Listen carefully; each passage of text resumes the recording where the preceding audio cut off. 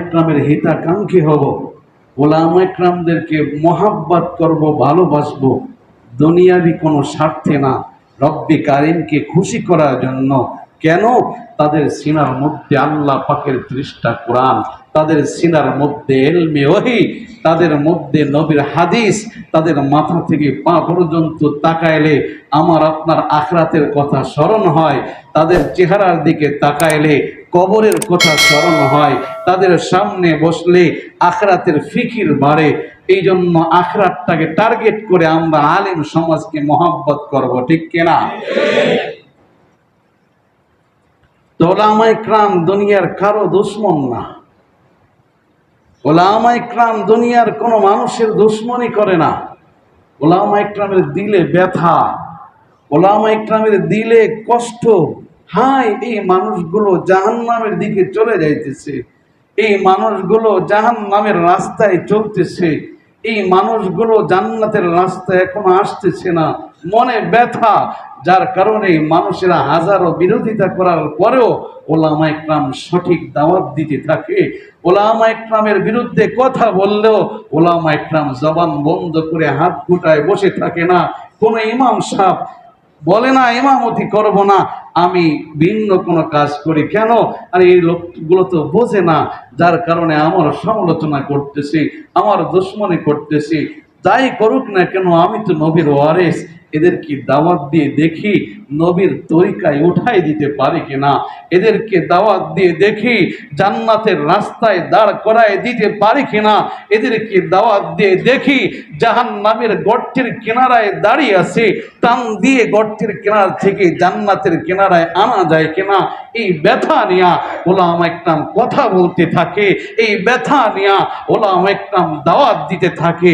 কিন্তু আফসোস, অনেকে বোঝে আবার অনেকে বোঝে না। যারা বোঝে না আমরা দোয়া করি আল্লাহ পাক তাদেরকে বোঝার তৌফিক দান করেন, বলুন আমিন। দোস্তরা আমার, ওলামা ইকরাম দাওয়াত দিই ক্ষান্ত হয় না। দিনের বেলায় দাওয়াত দেয়, রাতের বেলায় শেষ রাত্রে তাহাজ্জুদ পড়ে আপনাদের জন্য দোয়া করে, উম্মতে মুহাম্মাদের জন্য দোয়া করে। আল্লাহ, এই জাতি বুঝছে না, তুমি এদেরকে বুঝ দাও, সঠিক রাস্তায় এনে দাও। ওলামা ইকরাম রাতের বেলায় দাওয়াত দেয়, দিনের বেলায় দাওয়াত দেয়, রাতের বেলায় চোখের পানি ছেড়ে আপনাদের জন্য দোয়া করতে থাকে। দুনিয়াবি কোনো স্বার্থে না, দুনিয়াবি কোনো মাকসাদে না, আপনাদেরকে সঠিক রাস্তায় আনার জন্য। কারণ ওলামা ইকরামের দিলে একই আছে, রিজিক দেওয়ার মালিক কে? খাওয়ানোর মালিক কে? ওলামা ইকরাম অসংখ্য আয়াত পড়তেছে, তাদের দিলে বিশ্বাস আছে আল্লাহ পাক খাওয়াবেন, আল্লাহ পাক রিজিক দিবেন। কাজে রিজিকের জন্য এইভাবে এত মেহনত করে না।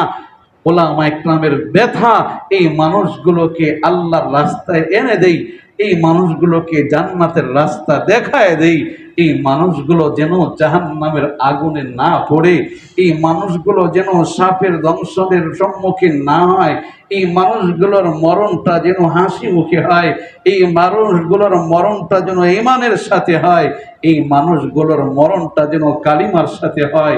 এই ব্যথা নিয়ে ওলামা ইকরাম দাওয়াত দিতে থাকে। আবু বকর সিদ্দিক রাদিয়াল্লাহু তাআলা আনহু রাহমাতাল লিল আলামিন কে বললেন, নবী, মার খাইতে রাজি আছি গো পয়গম্বর, তারপর আমি আবু বকরের দিলের ব্যথা আল্লাহ বলা মানুষদের কাছে কালিমার দাওয়াত দেই, দেখি তারা কালিমাওয়ালা মুসলমান হয় কিনা। আল্লাহর নবী রাহমাতাল লিল আলামিন আবু বকরের দিলের হালাত দেখে অনুমতি দিয়ে দিলেন, যাও আবু বকর, তুমি প্রকাশ্যে দাওয়াত দেওয়া আরম্ভ করে দাও, আমি পয়গম্বর অনুমতি দিলাম। আবু বকর সিদ্দিক রাদিয়াল্লাহু তাআলা দৌড়ায় চলে গেলেন বাইতুল্লাহ। কুরাইশদেরকে ডাক দিলেন, সবাই জমা হয়ে গেল। আবু বকর আল্লাহর রাসূলের দিকে আহ্বান করতে লাগলেন। কুরাইশের লোকেরা বুঝে না, আবু বকরের উপর ঝাঁপিয়ে পড়ছে। আবু বকরের উপর আক্রমণ আরম্ভ করে দিয়েছে।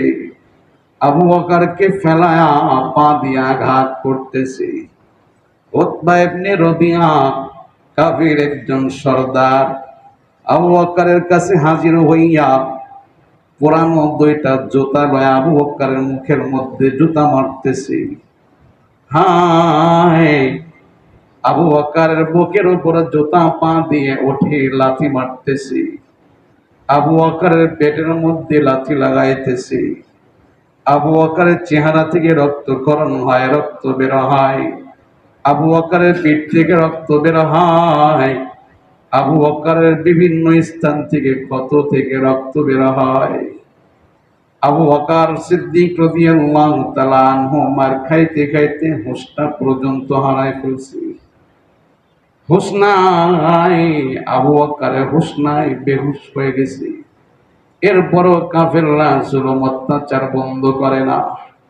এরপরও কাফেররা আবু বকরের উপরে অত্যাচার করতে একটু চিন্তা ফিকির করে না। এই খবর চলে গেল আবু বকরের বংশীয় লোকদের কাছে এবং তামিমের কাছে।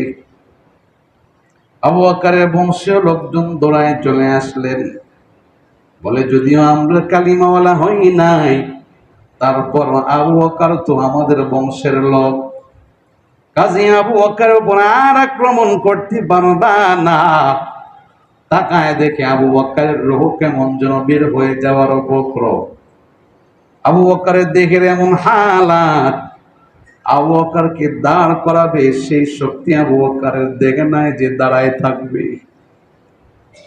বংশীয় লোকজন ডাক দিয়ে বলে, উতবা ইবনে রবিয়া, তুমি আবু বকরের উপরে জুতা দিয়ে এমন ভাবে আঘাত করলা, আবু বকরের করুণ হালাত শুনে নাও। আবু বকরের যদি ইন্তেকাল হয়ে যায়, আবু বকর যদি এই কারণে দুনিয়ার থেকে বিদায় নিয়ে যায়, হত্যার বদলে আমরা কিন্তু তোমাকে হত্যা করব, তোমাকে রাখবো না। ধমক দিয়া হযরতে আবু বকরকে এবার বাড়িতে নিয়ে যাবে। কেমনে নিবে, কোথায় ধরবে? আবু বকরের পুরাটা দেহ ক্ষত বিক্ষত, পুরাটা দেহ জখম হয়ে গেছে। আবু বকরের দেহটাকে এমন হালাত করে ফেললো, আবু বকর নিজের স্বার্থে দাওয়াত দিতে যায় নাই। আবু বকর এদেরকে জান্নাতের রাস্তায় আনার জন্য দাওয়াত দিতে গেলেন। আবু বকরের মনের হালাত, মনের ব্যথা এরা বুঝি না, যার কারণে আবু বকরের উপরে এমন ভাবে আক্রমণ চালাইলো। গোত্রীয় লোকজন বলে, একটা চাদর বিছাও, কয়েকজন মিলে আবু বকরের দেহটা ধরো, চাদরের মধ্যে আবু বকরের দেহটাকে ওঠাও, কয়েকজন মিলে চাদর ধরিয়া আবু বকরকে বাড়িতে পৌঁছায় দাও। এছাড়া ভিন্ন কোনো পন্থা নাই, কোনো রাস্তা নাই। হযরত আবু বকর সিদ্দিক রাদিয়াল্লাহু তাআলা আনহুর দেহটা চাদরের মধ্যে উঠায়া কয়েকজন চাদরের কোনা ধরিয়া নিয়ে গেলেন আবু বকরের মায়ের কাছে। আবু বকরের বাবা দুনিয়াতে নাই, আবু বকরের মা বাড়িতে ছিলেন, নাম হলো উম্মুল খায়ের। আম্মা জান ঘর থেকে দৌড়ে আসলেন, আমার আবু বকরের কি হালাত! যদিও মা তখনো কালিমাওয়ালা মুসলমান হয় নাই, কিন্তু সন্তানকে মহব্বত করে ভালোবাসে। মা বিধর্মী হোক আর যাই হোক, কাফের হোক মুশরিক হোক, সন্তানের প্রতি মায়ের মহব্বত থাকে, মার অন্তরে সন্তানের প্রতি ভালোবাসা থাকে। হোক সে একজন হিন্দু, হোক মা বিধর্মী, কিন্তু সন্তানের মায়া আমার অন্তর থেকে যায় না। উম্মুল খায়ের দৌড়ায় চলে আসলেন, আমার আবু বকরের কি হালাত! লোকজন আবু বকরের মায়ের সামনে রাখলেন। আবু বকরের মা চিৎকার করে কান্না আরম্ভ করে দিলেন, কারারে, আমার সন্তান আবু বকরের উপরে এইভাবে আক্রমণ করলা, আমার সন্তানের দেহটাকে জখম করে ফেললা। আবু বকরকে ডাকে, কিন্তু আবু বকরের কোনো হুঁশ নাই, কোনো হুঁশ নাই। বংশীয় লোকজন চতুর্দিক দিয়ে ঘেরাও করে বসে আছে। আস্তে আস্তে করে আবু বকরকে ডাকতেছে, আবু বকর মুখটা খোলো, চোখটা খোলো। দীর্ঘ সময় পর সন্ধ্যা যখন হয়ে যাবে বিকাল বেলা, আবু বকর আস্তে করে চোখটা একটু খুলছি। সুবহানাল্লাহ বলে। সারাদিন আবু বকর চোখটা খুলতে পারে না। সন্ধ্যার আগ মুহূর্তে আবু বকর চোখটা খুলছি। সবার মুখে হাসি ফুটে উঠছে, আবু বকর মারা যায় নাই। লোকজন ডাক দিয়ে বলে, আবু বকর সারাদিন তুমি না খাওয়া, আগে কিছু খেয়ে নাও। আবু বকর ডাক দিয়ে বলে, আমার গোত্রীয় লোকজন আগে বলো আমার নবী কোথায়, নবীর কি হালাত। হুশটা আসতেই আবু বকর নবীর কথা জিজ্ঞাসা করলেন, বলো আমার নবী কই, রাহমাতাল লিল আলামিনের কি অবস্থা, জবাব দাও। বংশীয় লোকজন বলে, আবু বকর যেই নবীর দাওয়াত দিতে গিয়া তোমার এই করুণ হালাত, হুশ আসার সাথে সাথে ওই নবীকে তুমি আগে স্মরণ করলা, আমরা কিন্তু আর তোমার পাশে থাকবো না। আবু বকর বলে, সব চলে যাও, অসুবিধা নাই, আমি সব বিদায় দিতে পারি গো, কিন্তু আমার নবীকে বিদায় দিতে পারি না। বংশীয় লোকজন রাগান্বিত হয়ে চলে যায়। আবু বকরের মাকে ডাক দিয়ে বলেন, ও আবু বকরের মা, দেখো কিছু খাওয়াইতে পারো কিনা, পান করাইতে পারো কিনা, এমনিতেই দেহটা বড় দুর্বল, না খাইলে আবার বেহুশ হয়ে যাইতে পারে, তাড়াতাড়ি কিছু খাওয়ানোর চেষ্টা করো। আবু বকরের মা ঘরের মধ্য থেকে কিছু পানীয় নিয়ে আসলেন, শরবত নিয়ে আসলেন। ডাক দিয়ে বলে, বাবা আবু বকর কিছু খেয়ে নাও। আবু বকর ডাক দিয়ে বলে, না রে মা না, যতক্ষণ পর্যন্ত আমি আবু বকর আমার নবীর কবর না জানবো, নবীর কথা না জানবো, নবী কই, নবী কই, নবীর কি হালাত, যতক্ষণ কবরটা আমার কানে না আসবে, মা গো ততক্ষণ আমি আবু বকর কিছুই খাইতে পারবো না। কেমন মায়া নবীর প্রতি, কেমন মায়া, কেমন পয়গম্বরকে ভালোবাসে আবু বকর সিদ্দিক রাদিয়াল্লাহু তাআলা আনহু। মা ডাক দিয়ে বলে, সন্তান নবীকে চিনি না, মুহাম্মদকে তো আমি চিনি না, নবী কই তাও জানি না, কেমনে নবীর খোঁজ খবর নিব। আবু বকর ডাক দিয়ে বলে, মা রে, ওমর ইবনুল খাত্তাবের বোনের কাছে যাও, খাত্তাবের কন্যা উম্মু জামিলের কাছে গেলে পয়গম্বরের খোঁজ খবর পাওয়া যাবে। আম্মা জান দৌড়ায় চলে গেলেন ওমর ইবনুল খাত্তাবের বোনের কাছে, উম্মু জামিলের দরবারে। এ উম্মু জামিল, বলো রে পয়গম্বর কই, নবী কই, আমার সন্তান আবু বকর কিছুই খায় না রে, আবু বকরের করুণ হালাত, যতক্ষণ নবীর খবর না জানবে আবু বকর কিছুই খাবে না। বলে দাও নবী কই রে, নবীর কি হালাত, আমার সন্তানকে খবরটা পৌঁছায় দেই। উম্মু জামিল বলে, আমি বলতে পারবো না, তুমি যদি চাও আমাকে তোমার সঙ্গে নিয়ে যাইতে পারো, সরাসরি আবু বকরের সাথে আমি কথোপকথন করব।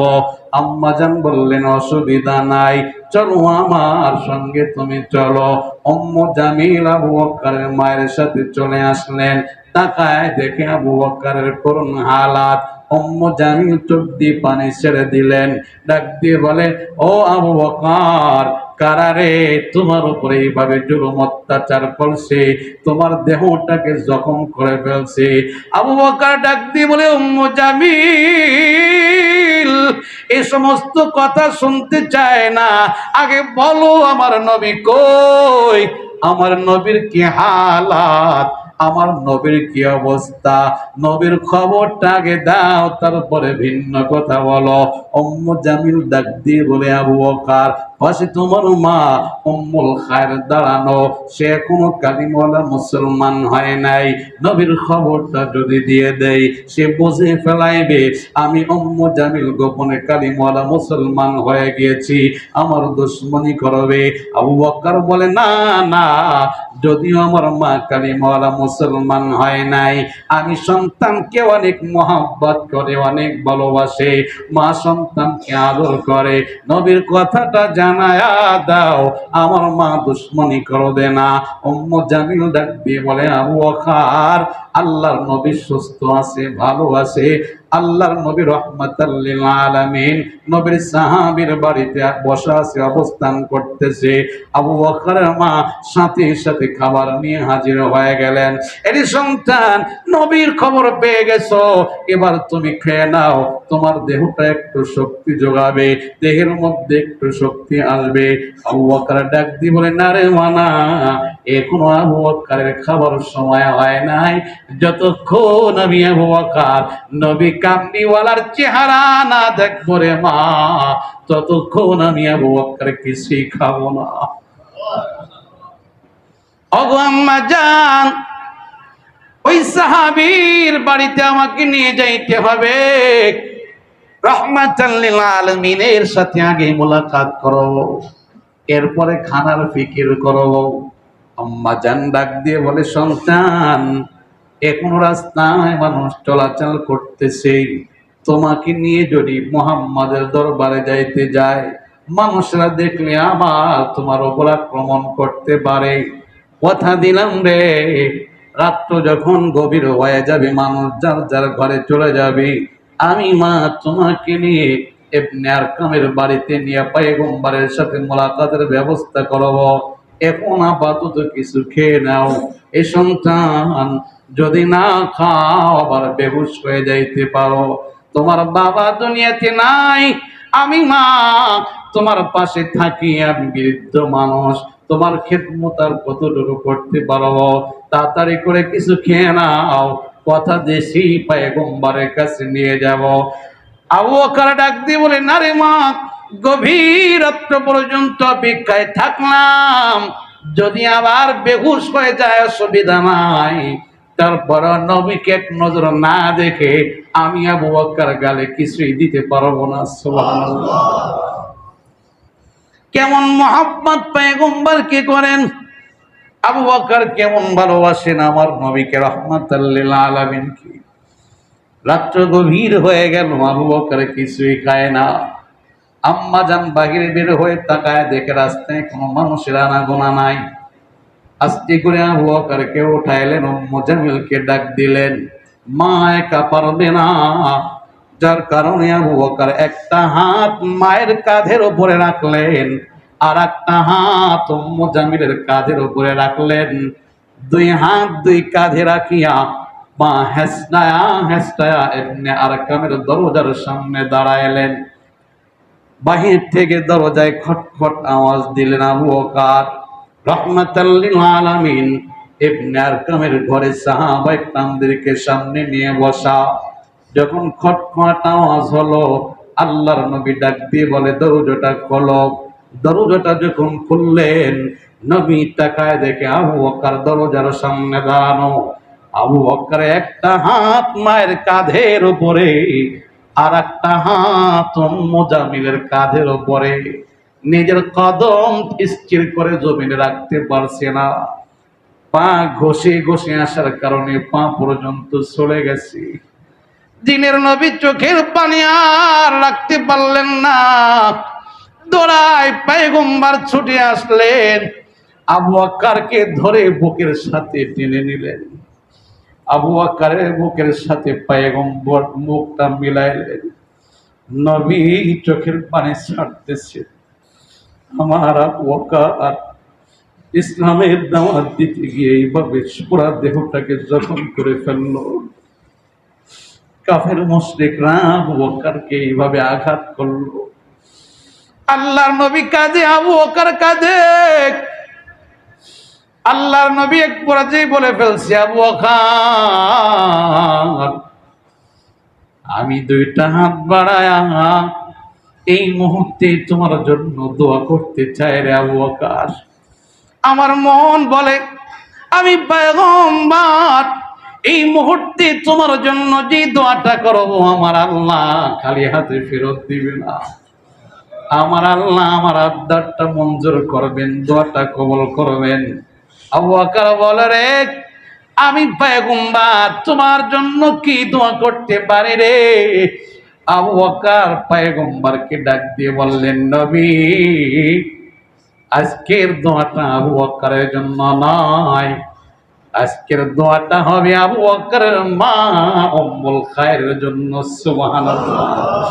ও পয়গম্বর, এই যে আমার কলিজার টুকরা মা আমাকে অনেক ভালোবাসে, অনেক মহব্বত করে, নবী রে আমার কলিজার টুকরা মা বৃদ্ধ মানুষ, কত কষ্ট করে আমাকে আপনার দরবারে হাজির করেছে, মাকে কষ্ট দিয়ে ফেলাইছি, বাবা দুনিয়ার জমিনে নাই পয়গম্বর, আজকের স্পেশাল দোয়াটা আমার জন্য না। ও পয়গম্বর, আজকের দোয়াটা হবে আমার কলিজার টুকরা মায়ের জন্য। ময়দানে মাহশারে আমি আবু বকর জান্নাতে যাব আর মা জাহান্নামে যাবে, আমি আবু বকর এটা সহ্য করতে পারবো না। নবী রে দুইটা হাত বাড়ায়া মাওলার কাছে আমার মায়ের জন্য দোয়া করেন, আমার আল্লাহ যেন আপনার দোয়ার বদলাতে মার দিলটাকে নরম করে দেয়, আমার আম্মা জানকে হিদায়াত দান করে দেয়, আম্মা জানকে কালিমাওয়ালা মুসলমান বানায় দেয়। আল্লাহর নবী আবদারের পরিপ্রেক্ষিতে দুইটা হাত আল্লাহর দুয়ারে বাড়ায়া চোখের পানি ছেড়ে কান্নাকাটি আরম্ভ করলেন, আল্লাহ আমার আবু বকর ইসলামের দাওয়াত দিতে গিয়ে এই করোনা হালাত, মাজলুমের শিকার, দেহটা ক্ষত বিক্ষত হয়ে গেছে, পুরা দেহটা জখম হয়ে গেছে। আবু বকর একটা আবদার লাগছে, আমি যেন তার মায়ের জন্য তোমার কাছে দোয়া করি, আয় আল্লাহ তার মাকে তুমি কালিমাওয়ালা মুসলমান বানায় দাও, আল্লাহ মার অন্তরে হিদায়াতের বাতি জ্বালায় দাও। পয়গম্বর আল্লাহর কাছে দোয়া করতেছেন, আবু বকরের মা নবীর হাতটা ধরে বলে, নবী আর আল্লাহর কাছে দোয়া করা লাগবে না, আপনি আল্লাহর কাছে আবদার করার সাথে সাথে আল্লাহ পাক রব্বুল আলামিন আমার দিলটা খুলে দিয়েছে, অন্তরচক্ষুটা খুলে দিয়েছে, বুঝেছি মরণের পরে জিন্দেগি সুন্দর করতে হলে ইসলাম গ্রহণ করা লাগবে, কালিমাওয়ালা হওয়া লাগবে। নবী হে আর দেরি করা লাগবে না, আমি আবু বকরের মা প্রস্তুত হয়ে গেলাম, আমাকে কালিমা পড়ায়া মুসলমান বানায় দিয়ে। আল্লাহর নবী রাহমাতাল লিল আলামিন আবু বকরের মা উম্মুল খায়রকে কালিমা পড়ায়া মুসলমান বানায় দিলেন। সুবহানাল্লাহ। দোস্তরা আমার একটু পিছনের দিকে তাকান, আবু বকর রাহমাতাল লিল আলামিনকে কি পরিমাণ মহব্বত করছে, কি পরিমাণ ভালোবাসছেন, যার কারণে আমার আল্লাহ পাক রব্বুল আলামিন আয়াতে প্রশংসা করলেন, আন-নাবিয়্যু আওলা বিল মুমিনিনা মিন আনফুসিহিম, নবী মুমিনদের কাছে তাদের প্রাণের চাইতে দামি। সুবহানাল্লাহ। আন-নাবিয়্যু আওলা বিল মুমিনিনা মিন আনফুসিহিম, আমার আল্লাহ কুদরতি জবান দিয়া মুমিন বান্দাদের প্রশংসা করলেন, নবী আমার পয়গম্বর মুমিনদের কাছে তাদের প্রাণের চাইতে দামি। সুবহানাল্লাহ। কাজী আমরা আজকে প্রতিজ্ঞা করি, আমরা আমাদের জানের চাইতে নবীকে বেশি মহব্বত করব, মালের চাইতে নবীকে বেশি মহব্বত করব, রাহমাতাল লিল আলামিনকে সব চাইতে বেশি ভালোবাসবো। রাজি আছি তো ইনশাআল্লাহ? আল্লাহ পাক আমাকেও তৌফিক দান করেন, আপনাদেরকেও তৌফিক দান করেন, বলুন আমিন। যারা সুন্নাত পড়ে নেই